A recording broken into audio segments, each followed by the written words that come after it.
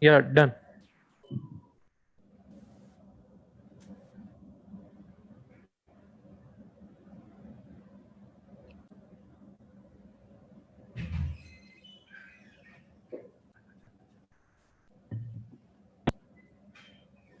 Okay, good morning, everybody. We're here today to talk about how entertainment will spin into newer territories and how entertainment in all its forms varies. Our speakers today are Rob Corney, who's Managing Director of Bulldog Licensing in the UK, and Vita Prasad, who's VP of Green Gold Animation, and Siddharth Kedia, who's Group CEO of Nodwin Group.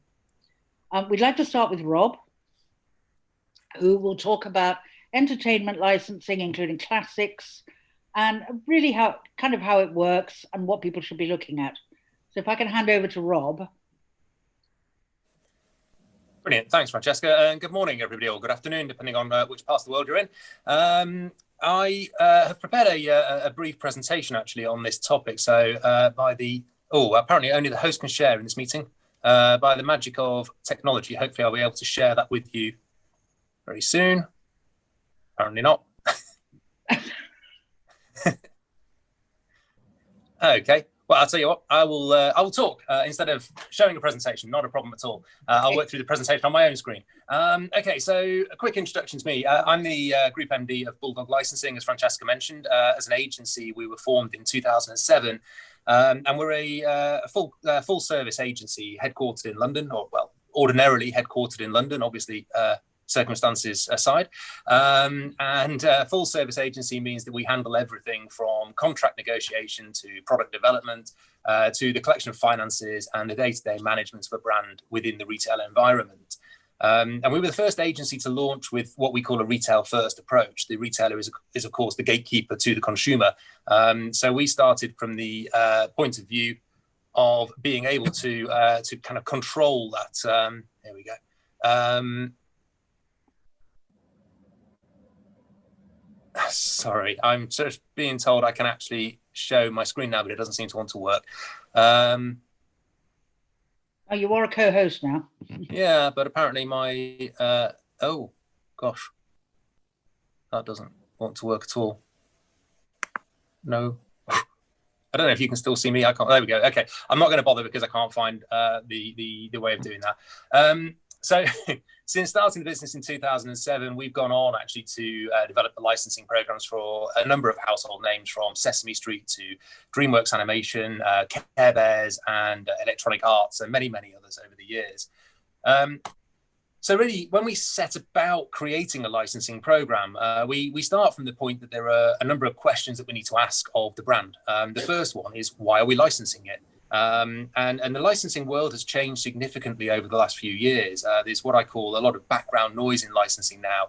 And you can see at the various trade shows, there are the high profile brands, there are brands which are very, very credible, but there's a lot of brands out there which are being licensed, which potentially shouldn't be licensed. It could actually cause harm to the IP. So there's a kind of Hippocratic oath in licensing that I think as licensing professionals we need to ask: is it appropriate to license this brand? Can it survive within a retail environment? And can it benefit the licensed brand in the first place? We need to ask who the audience is. Obvious question. Is it kids? Is it adults? Is it boys, girls? And which retailers can reach that audience? So is it a niche brand that might sell into specific retailers? Or is it a brand which can go across all mass market retailers? What are the launch timings? One of the big challenges within licensing, if you have a movie, for instance, it's obviously tied to a specific launch date. And that gives you your launch timing. If you have an evergreen, then it's obviously within the retail environment permanently. If you have a brand which perhaps has got a life which doesn't have a specific launch moment inherent within the brand, so it doesn't have a TV show, it doesn't have a movie, then you actually need to provide a hook to the retailer. Why are they going to put a brand in their stores specifically in March 2021 as opposed to November 2021? So that's part of our role, to find that hook. Which product categories are appropriate? What's the brand currency? And that's a big thing these days. In the older world of licensing, where you had a TV show or not a TV show, the brand currency was clear. How many books had you sold? How many kids are watching the TV show? These days, particularly through digital media, there's a significant change in the currency. Are we talking about the reach of a brand? How many people are actually engaging with the brand on a daily basis? Or are we talking about the equity in the brand? A smaller brand in terms of reach might provide greater value to a retailer if it provides a solution to a specific problem. And an example of that these days might be sustainability. An environmentally conscious brand with a smaller reach might be more valuable to a retailer trying to fix a sustainability credential than a brand with massive reach with no sustainability credentials. So we need to understand the currency that we're speaking to retailers and licensees about. And how do we measure success in that program? One of the key things in licensing, I've always believed, is responsibility to the licensing industry. Everybody wants to have the next big thing. Of course we do. But there's no reason why it's a negative necessarily to be the 15th biggest thing in a retailer. Something has to be the 15th biggest thing and can survive and make good cash within the 15th biggest thing in that retailer. But if you've told the retailer you think it could be the number one thing in that environment and it turns out to be the number 15, it's not going to stay in that retailer for very long. So honesty and understanding of the scale of opportunity is really important. And once we answer those questions, then we've got to bring the project to life. So a clear brand vision and a strong product mix is the key to delivering longevity within a licensing program. We need to have a trade and a consumer communications program. What are we selling to the trade? Do they understand what it is we're asking of them? And what are we asking consumers to buy? What's the equity risk we're asking for from a consumer? So within the entertainment sector, for instance, you tend to find a tailing off of people engaging with character entertainment brands between the ages of around 12 to 18. And that's because of that social risk we're asking people to take. If you turn up at your school wearing a Manchester United t-shirt age 14, then, some people will love you, some people won't, but you're always going to have a group of people who will understand why you've taken that decision. If you turn up wearing a character entertainment branded t-shirt age 14, it might cause a challenge to your social credentials moving forwards. So it's much more important for us as licensing professionals to understand the risk we're asking the consumer to take, and with the the lack of crystallization within the delivery mechanism these days because of digital media, it's far more difficult to find your grouping, to belong to a club when there are 100 different ways of consuming media. It's much more difficult to know that you're in the safe club that will provide that acceptance amongst your peer groups. So once we've identified the key facets that set the brand apart, we then need to take that retail first approach. As I mentioned, retail is the gatekeeper. Of course, they are the only way we can realistically reach a consumer for licensed products. So we need to explain within our communication strategy how our licensing program can benefit that retailer. It may provide them an association with a beloved brand and beloved characters. It certainly provides a predetermined purchase decision. If I will state my vested interest. I grew up in Manchester. I am a Manchester United fan. If there's a Manchester United t-shirt on sale in Tesco, I will go and buy it because I've made that predetermined choice that I want to wear my brand on my sleeve. So it's an opportunity for that retailer to move away from the competition on price and quality and into an area in which I've predetermined that I'm going to buy that product. It's important to understand as well what a retailer needs within this environment. So which suppliers do they buy from? I was talking to a major retailer a couple of years ago, and they were saying that they were unable to add suppliers to their supplier base because the cost of auditing factories, etc., was just so high that just because we happen to have licensed them a very strong brand does not mean that it'd be a reason for them to bring a new supplier on board. So it's really important for us to understand from the buying teams who they can buy from, who are their preferred partners. It's also important to understand if we can establish a brand in line rather than out of aisle. And that means in line is where you're walking down the aisles of a supermarket, for instance, and the products are actually within the line plan of the aisle. Out of aisle is the end caps or the freestanding display units which display the products. 81% of products in the UK, and I'm sure numbers are similar around the world, are actually sold in line. And yet most licensing professionals spend their entire careers trying to deliver an out-of-aisle or seasonal opportunity because it gives you branding opportunities. We need to be delivering in-line opportunities. If we can then overlay them with out-of-aisle opportunities, so much the better. But it's in line where the revenue is driven. Are there opportunities for us to deliver in-store support, online competitions, etc.? What does the retailer want to achieve? Some retailers are so strong they don't particularly want to drive more footfall because they've got a huge consumer base. What they want to do is drive people from one aisle to another. So if they've gone in to buy a bag of onions, they want them to go to the t-shirt aisle to buy a t-shirt. What can we do to help drive that using our character brands? And can we demonstrate a desire from consumers to buy products? So that may be research, it may be internationalizing a brand. So if it's strong in America, it may be strong in the UK. And there are certain geographic regions in the world which have got a cultural heritage which are very closely aligned. So that's a good example. The US generally is a reasonable indicator of potential success in the UK. Success in the UK is not an indicator of success in Germany, for example. Very different cultural aspects to the two territories. And it's also important to remember that for licensees, there's always safety in numbers. It may be important to take a slightly lower upfront or a commercial contract value from a licensee in order to bring the right licensee on board, because licensing is about the amalgamation of opportunity, where one person selling T-shirts plus one person selling toys adds up to more than two. It's about the opportunity for brand value that drives the significance of the licensing world. Once we've established all of this, of course, it's important to understand how we drive sales. And there are three key driving categories within the licensing world. Toy is generally considered to be the key driver within licensing in most environments for a kids a kids character brand. If you want to deliver soft lines, for instance, into a multiple category retailer and don't have a toy program, you'll find it incredibly difficult, because a soft lines buyer will almost always refer back to the toy sales to understand whether or not it's working as a brand. It might not be fair to your brand, in fact, because many brands are very strong in categories outside of toy, but it is a challenge we find within licensing all the time. Conversely, fashion is actually globally the second biggest licensing category, and can deliver incredibly strong sales and real longevity to a brand. And then publishing is very often a key category. It gives the consumer an opportunity to experience the media in a different form.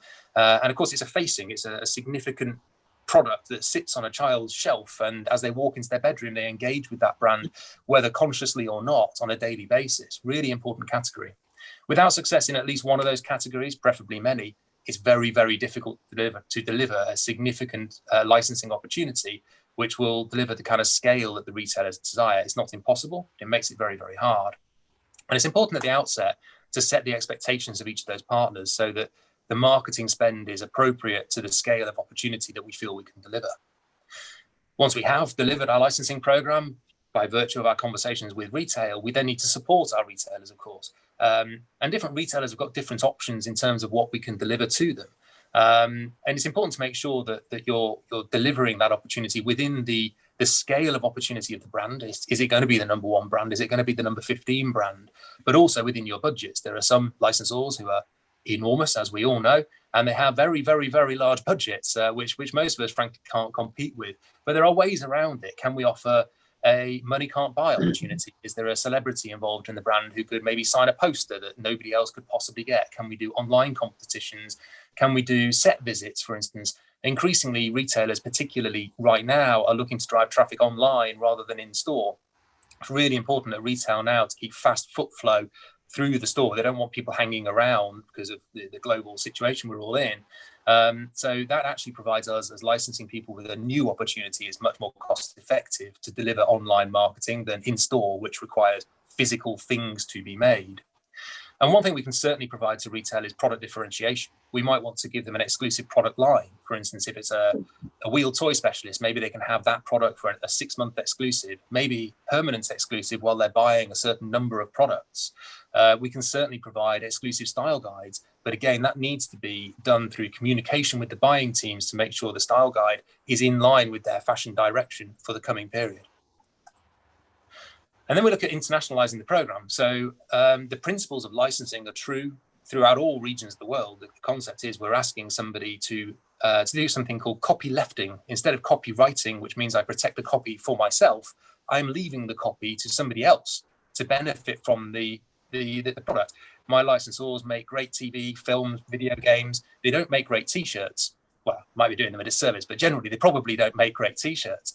So we're leaving the copy to a great T-shirt manufacturer to deliver through their skill sets and through the benefits they can bring to the table. It's important, whilst we're internationalizing the program, to understand that the route to market might be different. In some countries, digital is far more important than traditional TV, for instance. The linear TV programs have started to fall back in many territories in favor of digital, but in many territories that's not the case. Linear is absolutely king still. Variations in product category should absolutely be allowed. The sweet cones that people find in Germany is not a product category I found in any other territory in the world, but you have to be in that category in Germany. You can adapt the style guides, and you should allow the style guides to be adapted to localize the content, to make sure that you're appealing to local trends and local styles.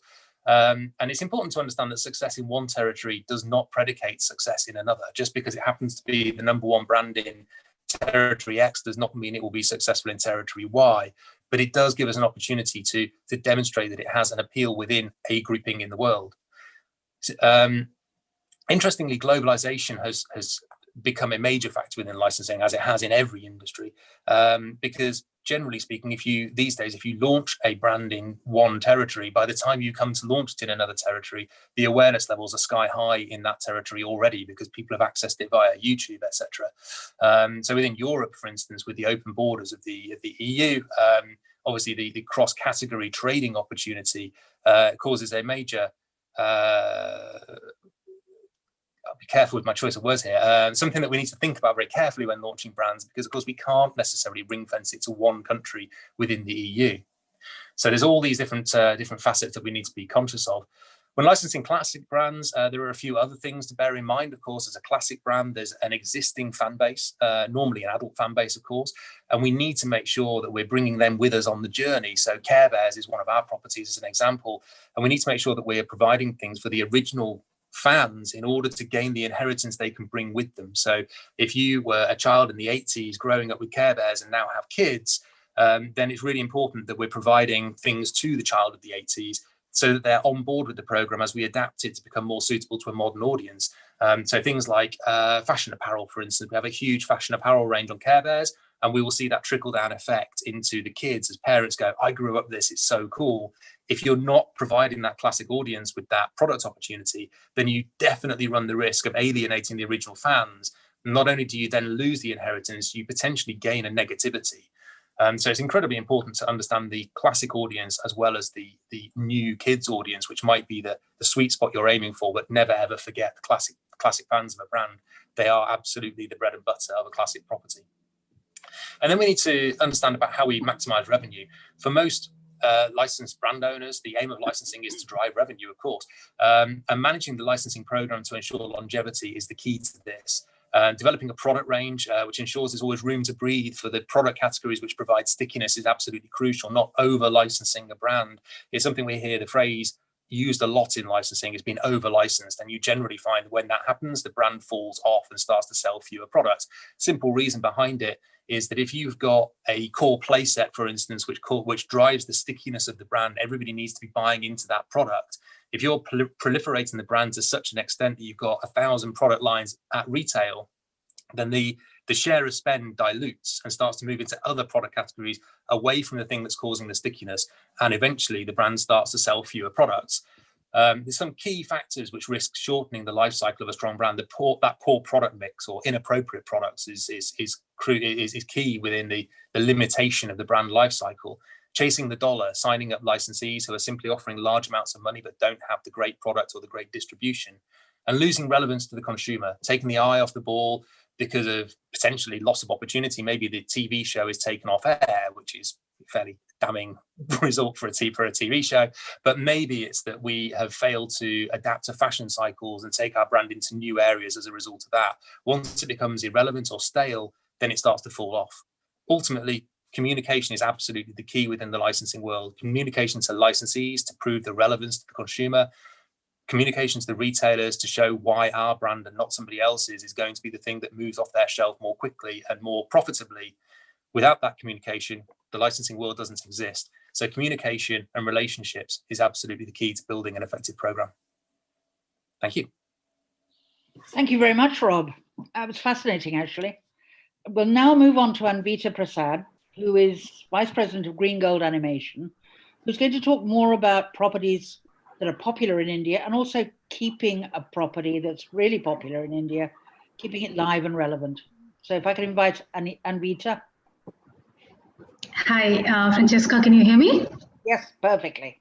Good afternoon, everybody. I'm Anvita, and I am here to talk about the story of Chota Bheem. Green Gold Animation is the IP owner, and Chota Bheem, Mighty Little Bheem, Super Bheem. These are a couple of our tentpole properties.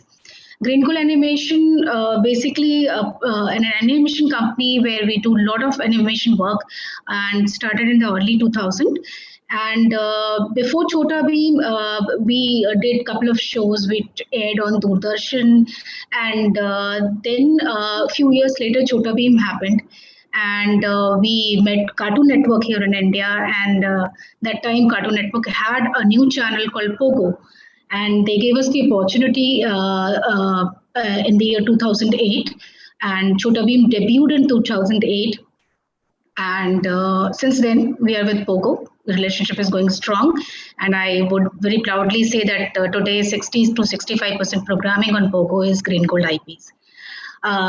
And since then I divide the era from 2008, before Chota Bheem and after Chota Bheem, because if I say before Chota Bheem, because there were hardly any Indian programming available, especially in original animation IP terms. If I can say Chota Bheem is the pioneer in an Indian animation IP. Few work was happening in live action, in kids live action, but they were not worth mentioning.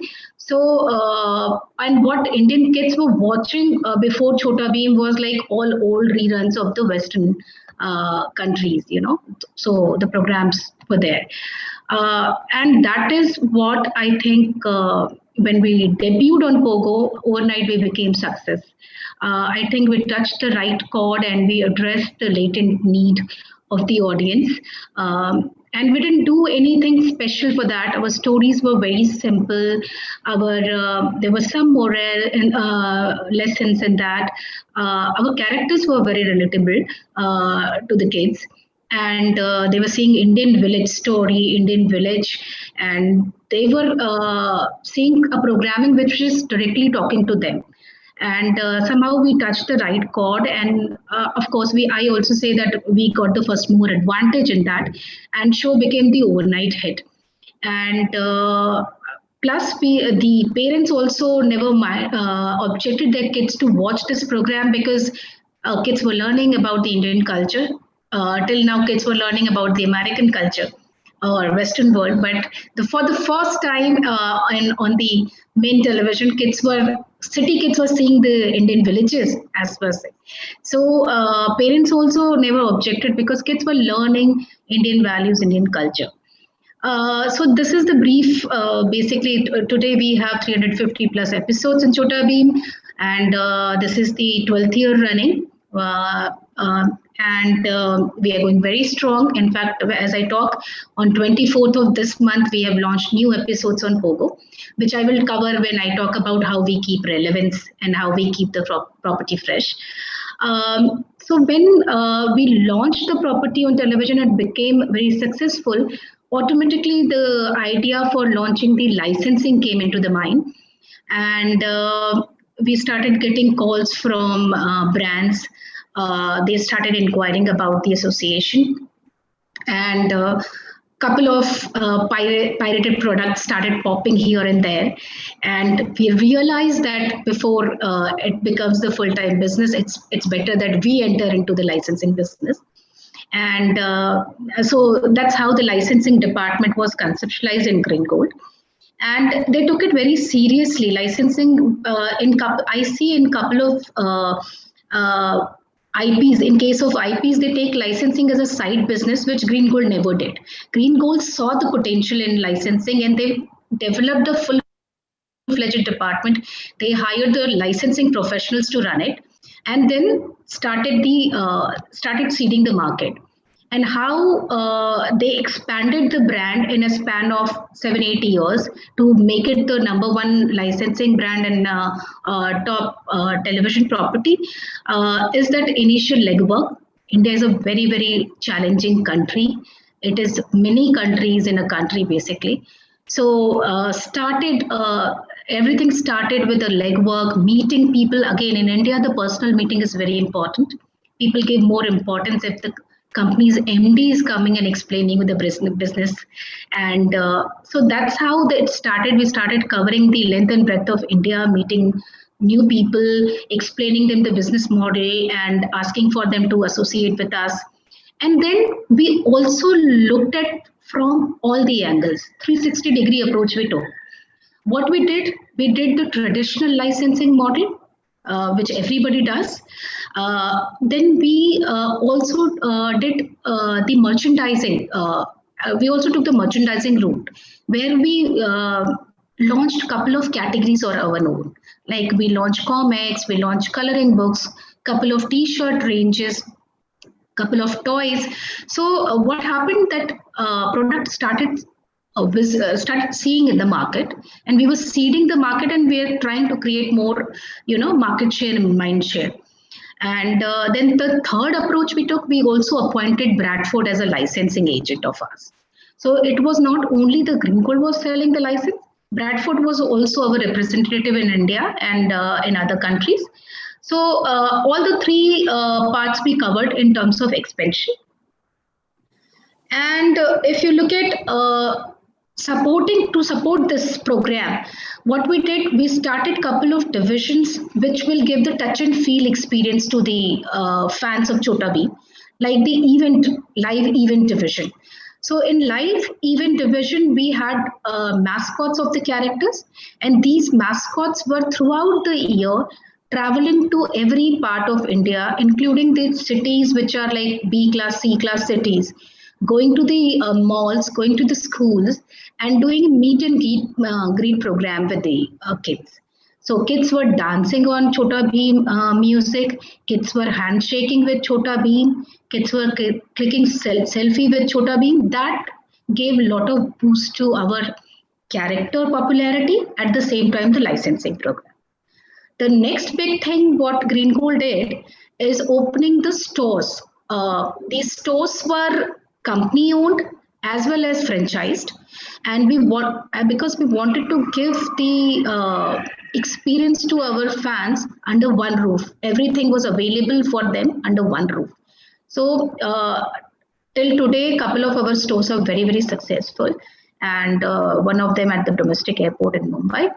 And so these were the supporting programs which we started simultaneously. Another good thing we did is releasing the theatrical movies every 1.5-2 years, because you will not see that is where we got the competitive edge over other IPs. That our movies were coming to Indian cinema, and we were releasing it like any Bollywood movies, 500, 600 screens across India. And every 1.5-2 years, there's one movie.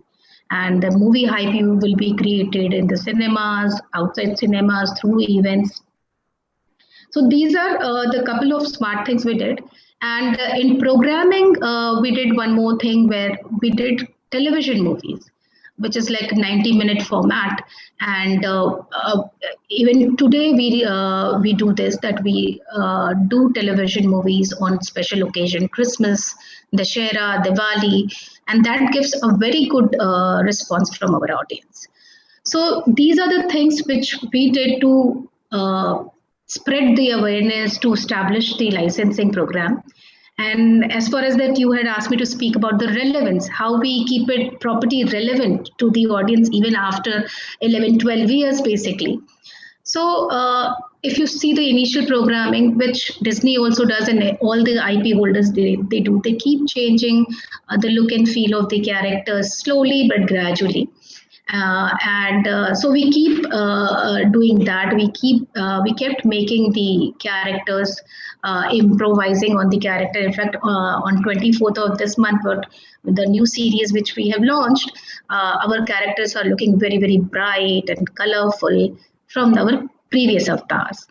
And then changing the storyline according to what target audience wants, what kind of vocabulary they speak nowadays, what kind of activities they do. So, for example, in our newer episodes, we are showing them more on friendship, more on sports. The vocabulary has more not complete pure Hindi. It's mix of Hindi and English, what we call here in India English. The environment where Chota Bheem used to be has gradually changed over a period of time. Now the Dholakpur has bank. Now Dholakpur has auto rickshaw, which never used to be earlier, and the characters are moving to newer environment, meeting new people, meeting new villains, fighting new villains. So these are the things we do in terms of content to keep the character relevant and to give the new things to audience. Plus, if you see in our last movie which we released, we came out with the sequel of movies as a TV series. So the audience who had seen the movie, then they enjoyed the post story in form of sequel. So these are the clever thing in content level we do. And and then you had asked for the international market, how we are going into international market, how we are going beyond Indian territories. So basically, Chota Bheem on television, it is available through Pogo in India and other SAARC countries. Then we are tied up with Amazon and Netflix as well. So through Netflix, we are reaching to 160 plus countries. And we launched one new IP, infant version of Chota Bheem through Netflix. It's in a Netflix original series, which is called Mighty Little Bheem. And when Netflix came in India, we had already licensed the Chota Bheem to Amazon because Amazon came first with. So Netflix also wanted a piece of Chota Bheem. So what we did, we conceptualized this baby avatar of Chota Bheem. And I'm very happy to say that today it's a #1 show on Netflix in preschool category. When we launched, we were #2 after Boss Baby. Within few months, we went to a #1, and we received lovely emails from audience from US, from Brazil, that they want to make cake of Mighty Little Bheem, since we don't have licenses in those countries right now. So they ask our permission to make the cake for their kid, which is very, very cute. And Chota Bheem is as such also going in the Middle East and Southeast Asian countries. Indonesia, Chota Bheem is very, very popular. They call it Bhima Shakti there. And we share similar kind of, culture. So that's how we are going in an international market. Thank you, Anvita. That was fascinating, actually. Fascinating to see how a truly popular Indian brand is now expanding beyond its origins. Yes. Now, if you like, for our third part of this, we move into very much the world of today, particularly at the moment, the digital world. The world of gaming, digital, has become so popular, particularly during the pandemic. And I'd like to ask Siddharth Kedia, who's Group CEO of the Norgroup Gaming, to talk a bit more about that. If I could ask Siddharth. Thanks, Francesca. Before I start, Rob, there is another Manchester United fan here. I have bought so much of their merchandise over the years that people tell me you could have built a house and all the money that you've spent on that franchise there. But let me start with a story. So let's rewind to the 1990s. The comic book market is dwindling. Marvel is struggling to monetize its IPs. Come year 1996, and all the fans of Marvel Comic Universe should find this story very fascinating. Marvel actually filed for bankruptcy in the year 1996. They laid off a third of its employees. They just couldn't go on. But US has this lovely thing called Chapter 11. They went to Chapter 11. They restructured themselves. Between 96 and 2000, they started selling cinematic rights of some of their famous characters. So 20th Century bought X-Men, Sony bought Spider-Man, and surprisingly, I find this really fascinating. And of course, there is the benefit of hindsight. Sony had the option to buy license of every single character of Marvel for $25 million. Sony thought that was too expensive, and they ended up buying just Spider-Man. And then the company, they got minimal share from the revenues of all the movies that started coming out, restructured themselves. 2005, took a loan from Merrill Lynch of about $500 million, launched Marvel Studios. 2008, they launched the two movies, Iron Man, Incredible Hulk, and what turns out to be a win-win for everyone. 2009, Disney acquired Marvel for about $4 billion. The story today, in 2020, just from the Marvel comic universe, Disney has earned revenue upwards of $40 billion. And that revenue has come from, about 17 to, and these figures are not fully accurate, but about $18 billion just Marvel Studios has generated in revenue. Home entertainment has generated about another $5 billion. The Marvel store, selling all the franchise, the licensed goods, has generated another close to $5 billion.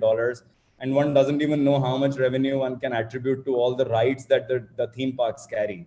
And that's the power of licensing, right? So a comic universe, which was fledgling, struggling, almost shut down, got revived by multiple platforms over the years. And no one does it better than Disney around the globe. I mean, Disney alone generates upwards of $55 billion in just their licensed goods revenue. And the same thing happened to Harry Potter. Little did J.K. Rowling know when she was writing the first Harry Potter book that universe will go ahead to generate $25 billion across books, across movies, with their Lego partnership, all the toys that they have sold. The musical that is now out, the Universal Studios, which has now the rides of the Wizarding World. So it's a very, very fascinating world, right? And Rob, you've already covered the various categories within licensing. But let me now talk about the world of gaming and esports, which is gaining, a lot of popularity over the years. And a lot of people think that this is a new phenomena and it's happening recently. But again, overall gaming generates about $22 billion just from licensing. That's the consumer goods revenue that gaming and esports generates today. But if one were to go back, and for all the gamers out here, some of the first few most iconic games were, Pac-Man, Mario Brothers, Space Invaders. And while the game became as popular as it became in its initial years of launch, I think the longevity of those brands were ensured by the licensing. So like you see a whole lot of people who are wearing Manchester United jerseys or, blasphemy, but Arsenal jerseys. At the same time, you will see a lot of people wearing Mario jerseys and Pac-Man on their jerseys, and recently PUBG Mobile, Fortnite. So licensing is growing from strength to strength in the world of gaming. More recently, if I were to come to the 2000s, 2010 Angry Birds generated about $7 billion in revenue, and it became one of the most popular games of that time. And they sold, in that year, they sold about 40,000 merchandise products which were branded with Angry Birds. But in the last 10 years, ever since then, they have generated about $500 million in revenue on account of, again, making an Angry Birds movie, selling all sorts of merchandise for Angry Birds. And that's, again, the power of licensing. For those who don't know, a lot of movies and Netflix originals have been inspired by games. So whether it was Disney's Prince of Persia, which was based on a game, or the Netflix original, which is The Witcher, which is again based on a game. These are some examples where games have gone beyond the nature and character of the game that they were, and they have ventured outside in the world of licensing and just broad basing their IP, the character that they were able to make. Again, a more recent phenomena which the world has seen in the last 3 years is a game called Fortnite, right? Which is a game by Epic Games, and Fortnite has broken all sorts of records, and it continues to do so, whether it was the number of people who were playing it, whether it was the number of people who were involved in it, whether it was the monthly revenue that Fortnite was making. So Fortnite has again gone and has done various licensing deals. So they did a deal with Hasbro, whereby a Fortnite version of Monopoly is launched. Now we all know Monopoly is an iconic brand, And when Monopoly does a licensing, it licenses a brand to launch a version of Monopoly, that brand is really big, because in the past it has been Star Wars and brands like that where a Monopoly version has been released. They did an in-game Thanos event.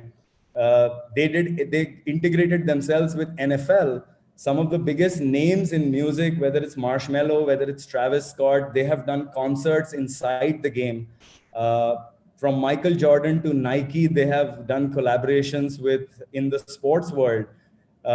So again, in the world of games, in the world of esports, you see some of these partnerships and branding and licensing and merchandising partnerships. The same happens, for example, in League of Legends. So League of Legends is now become the second most watched sport in the world, behind Super Bowl. And League of Legends has, if you go to the stadium to see League of Legends, two teams, OG and G2, are playing the final in League of Legends. And you will see a very clear distinction, like you see in football games or cricket games. People are wearing OG jerseys, people are wearing G2 jerseys. They have all sorts of merchandise, and that's happening in the world of esports too. So something which has revived the Marvels of the world and Harley Davidsons of the world on one side is now being capitalized by the newer age digital gaming esports brands, because everyone understands the power of licensing and everyone understands the longevity that it creates and the brand affinity that it creates. So that's what is happening in the world of gaming and esports. Thank you. That was fascinating. And some of the figures you mentioned are extraordinary. The value of and the power of licensing within all of this. Yep. I'd like to thank all our three speakers. Now we'd like to ask some questions. I'm not quite sure how this runs. Simran, are you there?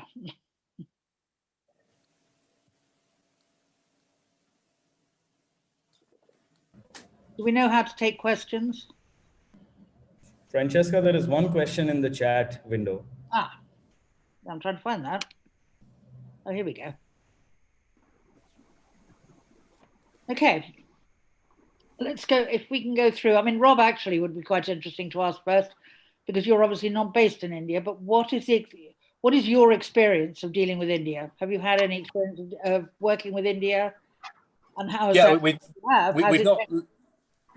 we've not licensed directly into the Indian market, but certainly have experience of working with companies within India, and licensing companies within India. And certainly, I guess my perception of the Indian market is it's matured very, very quickly over the last, I'm going to say 20 years I've been in licensing now, which is quite scary. And it's changed significantly, both in terms of the awareness of the market as an opportunity, which has become significantly more talked about over the years, particularly in recent years within the trade press, but also within the from the kind of proactive approach that the Indian licensing community is taking to bring their opportunities to the rest of the world. I think even 20 years ago, the world was a very different place in terms of its sort of globalized aspects and the view of internationalizing brands. Today, I think the world is far more receptive to it, and there are large communities within the UK, for instance, a very large Indian community, which would be incredibly interesting to serve. It's very underserved in terms of the media it's able to consume, but also I think the opportunities of communities that are not, a non-Indian community to consume Indian content, that receptiveness is growing as it is around the world for all cultures. I'm asking my other two panelists, what do you think, knowing the Indian market, what do you think the best way is for companies outside India to try and do business in India? And Beta, if I could start with you. Okay. So basically, what happens that it's a challenge. As I mentioned that in India, it is not very easy to penetrate. The first thing I feel that if any brand wants to come, the programming should be there, Francesca. Because either you mentioned the gaming or the television programming. So the first thing to be successful in India, there should be the programming. Because I have seen a lot of brands coming to India and failing miserably because there were no programming support.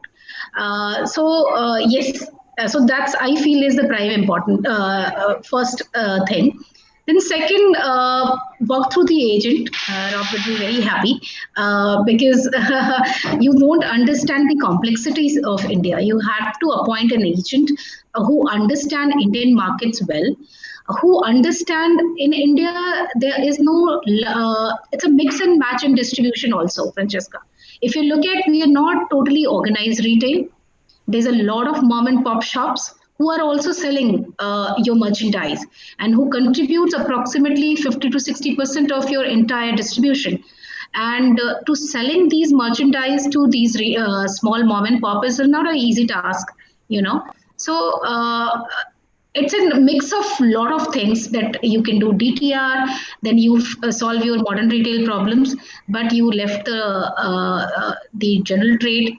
But with the luck, with the internet penetration, with the mobile in every hand now, in every Indian's hand, it has become easier. What used to become 5 years back. That's my first suggestion, that appoint an agent or look for a tie-up and work with Indian people, because they will understand the market best. Thank you.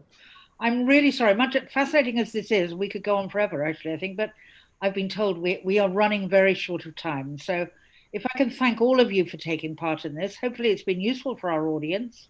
Thank you so much. Thank you. Thank you, everybody. Thank you. Very much.